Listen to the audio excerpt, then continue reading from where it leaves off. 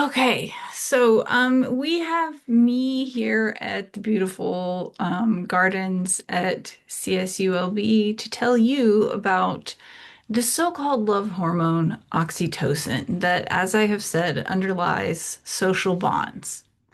So in this course, excuse me, in this course, we have a rather unconventional final exam. And that is, you are asked to do a neuroscience puppet show. Do not worry, it is a weird exam, but it is a good one. And as I've said before, having weird teachers builds character.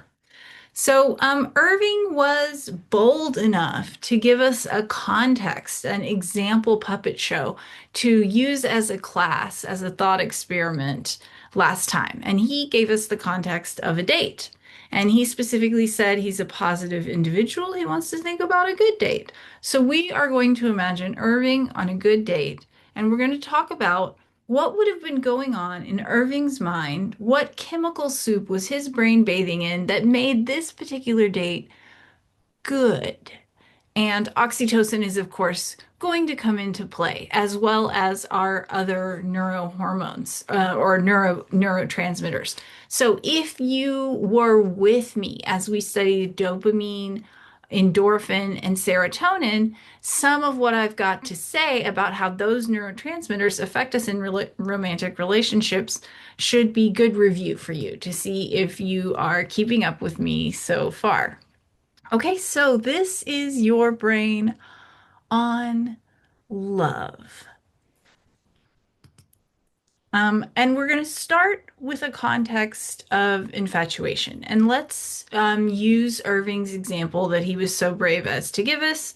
One thing we've been talking about in this course, because we will not attain our goal of connecting society and synapse and understanding the richness that makes us who we are without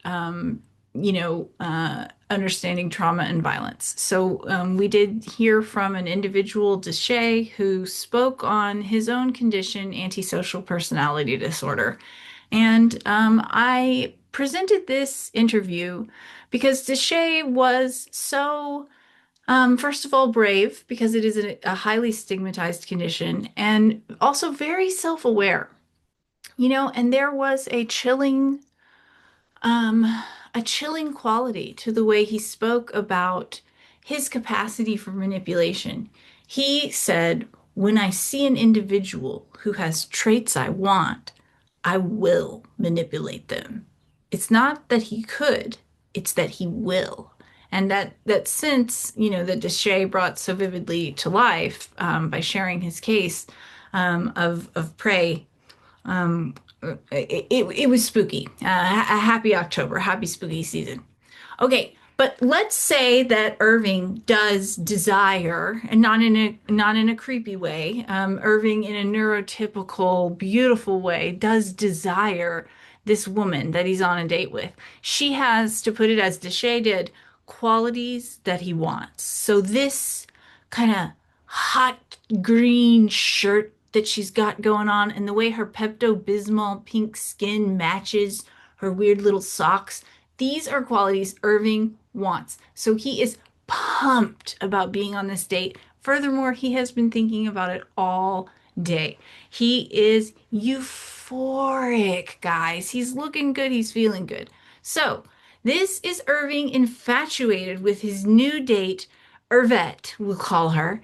And what do we know his brain is full of as he feels that euphoria, that draw, that motivation, that drive, this new date energy, if you will? What is Irving full of? That's right, dopamine.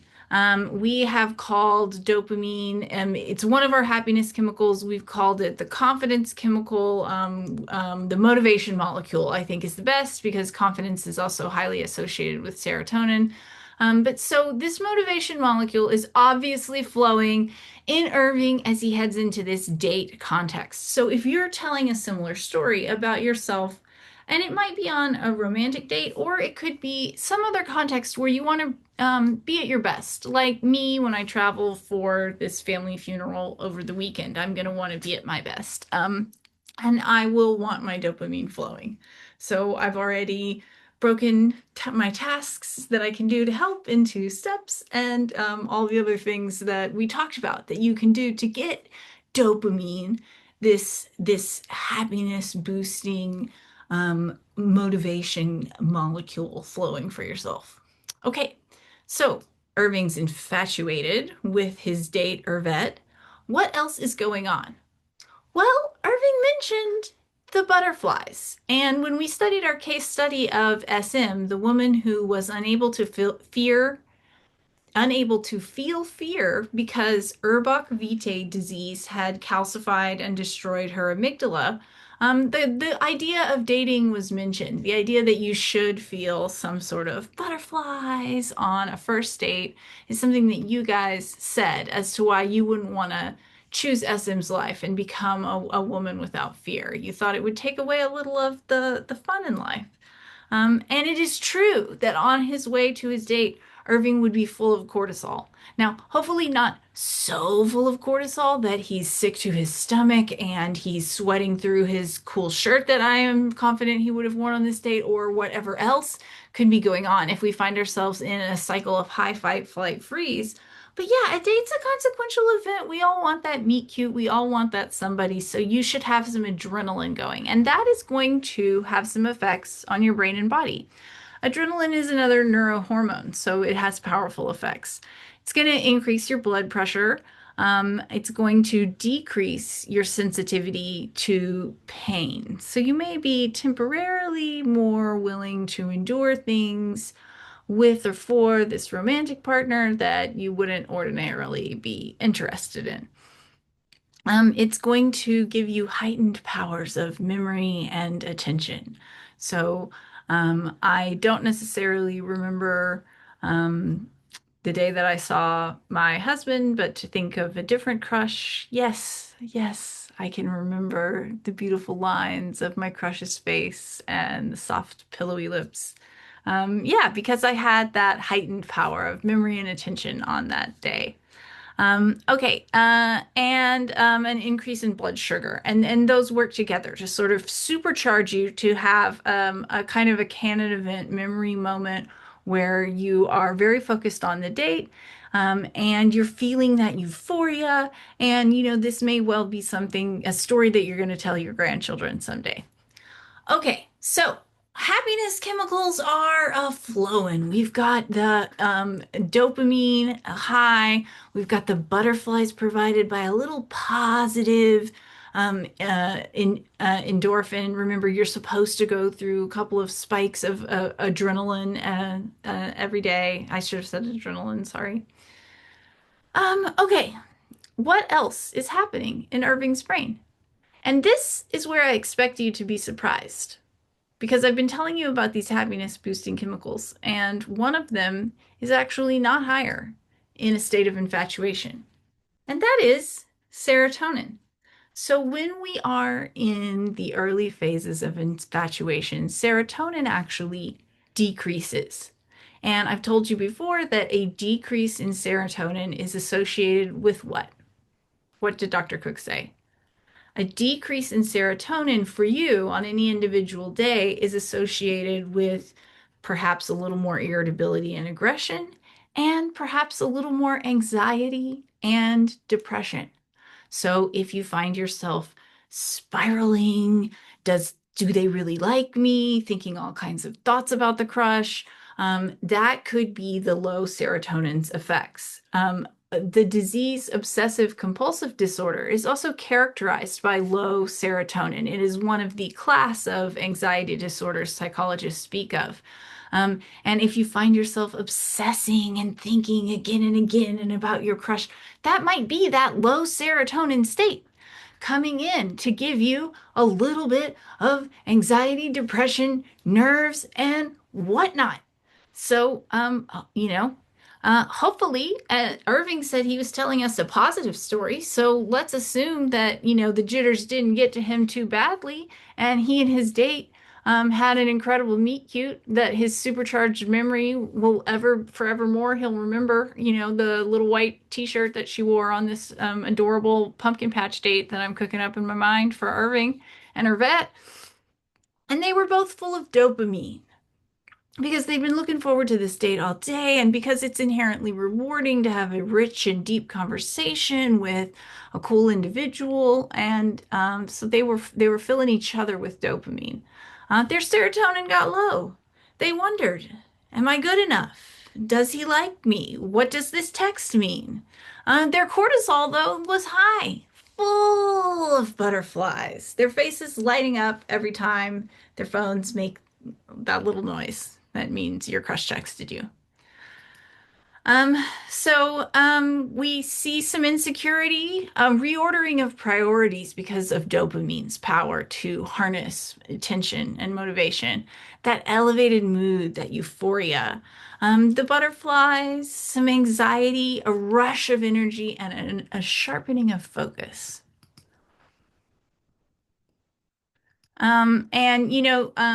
I have said before that while we can sort of hack the body because the fight, flight, freeze system is never on at the same time as rest and digest, there's actually one context where the fight, flight, freeze and rest and digest systems come on at once, and that is sex. And we could have a whole class about this. It's kind of a wonder that any of us are here. But if you think about the mix of feeling at ease and feeling excitement that makes for sex, yeah, it's a miracle we're here, but those two systems are capable of coming on at once. Okay, so and then sex is a huge producer of endorphins, the body's natural painkillers. And remember, emotional pain and physical pain are not different as far as the brain is concerned. So when we have sex with someone, we are putting on rose-colored glasses. We are feeling no pain. We are setting ourselves up to view them through that rose-colored light. So, what is and we're also filling ourselves with oxytocin when we touch, when we cuddle, we are bonding, we are making ourselves more trusting and more generous, and we are changing forever how we see that person that we've chosen to engage in physically with that way. So, if you remember one thing from this lecture, is that you should spend your oxytocin wisely. Because once it is created, remember, it's a neurohormone, it is very strong. Okay, so Irving has created all of this wonderful oxytocin, dopamine, and cortisol with Irvette, his beautiful love. What can Irving and Irvette do to preserve this beautiful new love of theirs, and create the kind of long-term intimacy that families are based on? Because new love doesn't last forever. And in particular, the dopamine is eventually going to go down because dopamine is one reason Irving is filled with dopamine as he drives on his date to see Irvette is that she's new. So the human brain is hardwired to pursue novelty. So, what can we do once that novelty has worn off a little bit and dopamine is depleted? Because remember, as soon as we have attained and enjoyed our reward, as soon as Irving is there having that great conversation with Irvette, the dopamine is going to start to go down. It wants him back on an app, swiping, looking for some other girl in some other lime green t-shirt. So, what can Irving and Irvette do to keep dopamine flowing? Well, they can do stuff together. Dopamine is about motivation, and they can build towards long-term goals, whether that's seeing every national park, travel, whatever. They can also bring the thrill in a little bit by doing stuff that makes their dates more exciting, such as going to an axe throwing bar and getting a bunch of aggression out right before they turn around and smooch. You can probably think of other ways that they could add some thrill to their date.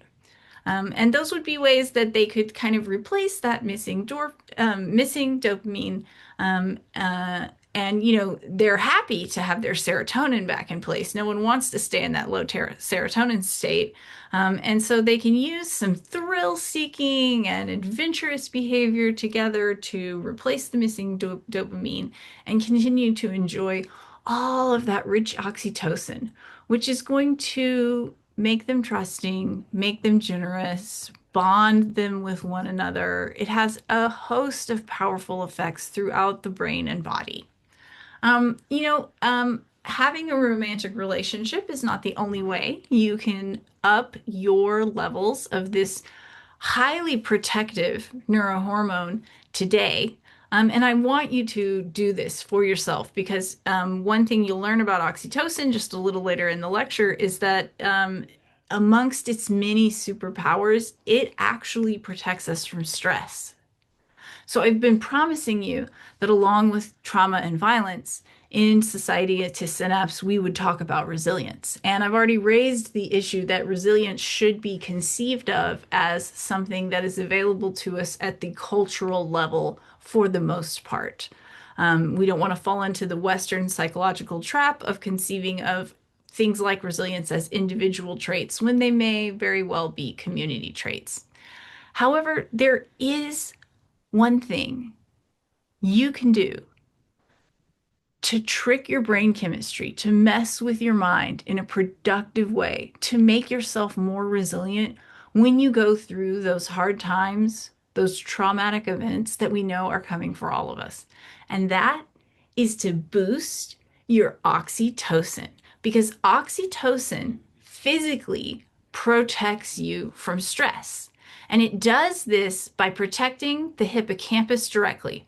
Remember, the hippocampus is involved in the body's stress response cycle. So the hippocampus is rich in receptors for stress hormones. And when our stress hormones pick up, then our hippocampus naturally says, hey, we've been stressed. It's time to engage, rest, and digest. It's time to downshift. It's time to put ourselves into a more positive space.